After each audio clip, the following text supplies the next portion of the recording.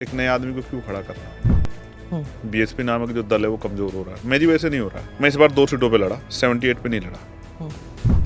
तो आपने 78 पे क्या कमाल दिखाया भाई। इतना बड़ा कंट्री है, इतनी सीटें, आप ये सोचते सारी आप ही लड़ लोगे।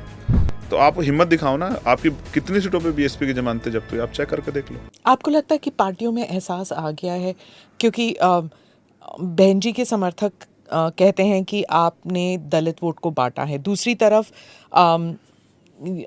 एक कमेंट था आकाश आनंद जी का। उन्होंने, जब उनसे पूछा गया इलेक्शन के दौरान, उन्होंने आपके बारे में पूछा गया तो उन्होंने कहा, कौन आज़ाद, ऐसे छोटे मोटे लोगों के लिए हमारे पास समय नहीं। आप इस बात को महसूस करके देखिए कि मेरे ऊपर, मेरे संघर्ष को गाली देना कितना आसान है, मुझे बुरा भला कहना कितना आसान है, मुझे छोटा आदमी कहना कितना आसान है, लेकिन मेरा जीवन जीना कितना कठिन है।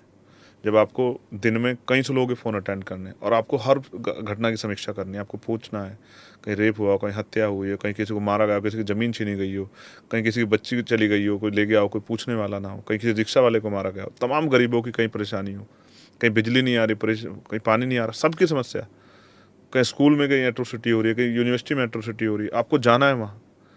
मैं भारत के राज्य में अकेला व्यक्ति हूँ जो इसने गोली खाई है आज के समय में, और जो जितना पूरे जीवन में आदमी नहीं जा पाता लोगों से मिलने, उससे ज़्यादा लोगों से मैं के पास में घटनाओं में गया हूँ, हज़ारों मामलों में।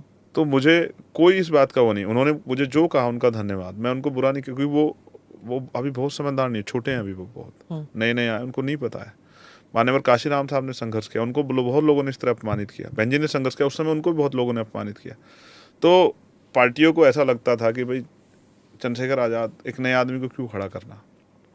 बीएसपी नामक जो दल है वो कमजोर हो रहा है। मेरी वजह से नहीं हो रहा है। जैसे आपने कहा ना कि कह रहे हैं कि भाई बीएसपी के लोग कह रहे हैं बांट रहे। अच्छा, बांटना तब होता, मैं इस बार 2 सीटों पे लड़ा, 78 पे नहीं लड़ा। तो आपने 78 पे क्या कमाल दिखाया।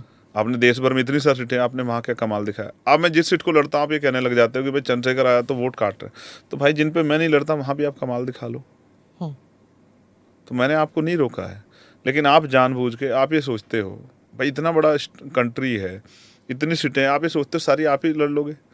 तो आप हिम्मत दिखाओ ना। आपकी कितनी सीटों पे बीएसपी की जमानतें जब्त हुई, आप चेक करके देख लो। क्यों हुआ ऐसे? देखिए ऐसा है, जब काशीराम साहब जमीन पे जाकर संघर्ष करते तो आंदोलन तेज रफ्तार पकड़ता था, लोगों की सुनवाई होती थी। अब शायद मुझे लग रहा है ऐसा नहीं हो रहा है। अब वो आज़ाद समाज पार्टी के जरिए हो रहा है। तो मैं 2 सीटें लड़ा, 78 नहीं लड़ा। तो मैंने किसी के वोट नहीं काटे। इंडिया अलायंस में मुझसे नहीं कह सकता मैंने किसी वोट, लेकिन अगर सोचो मैं भी सब सीटें लड़ता अपने संगठन। क्या आप लड़ेंगे अब? आप लड़ूंगा, बिल्कुल लड़ूंगा। उत्तर प्रदेश के अलावा? यस, हरियाणा में जाएंगे? हम मध्य प्रदेश लड़े हैं, हम राजस्थान लड़े, हाँ। हम बिहार भी लड़े, हम दिल्ली भी लड़े, हम जो है एमसीडी का चुनाव दिल्ली में लड़े, हम उत्तराखंड लड़े, हम हरियाणा भी लड़ेंगे, पंजाब भी लड़ेंगे।